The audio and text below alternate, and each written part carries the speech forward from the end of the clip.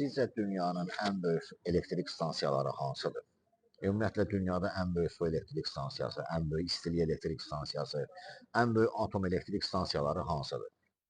Dünyada ən böyük su elektrik stansiyası Çinin Sandopin şəhəri yaxınlığında Yansız çayı sahilində tikilmiş olan 3 dərə stansiyasıdır. Stansiya 23 min megawatt saat enerji istehsal edir. Onun deyim ki, stansiyanın tikilməsi də böyük problemlərə səbəb olmuşdur. Belə ki, ekologların fikrincə suyun səviyyəsinin 39 metr yuxarı qalxması yerin sürətini, fırlanma sürətini 0,6 mikrosaniyə azaltmışdır. Dünyada ən böyük istilik elektrik stansiyası, bu da Çində yerləşir. Bu Tuqotao stansiyasıdır.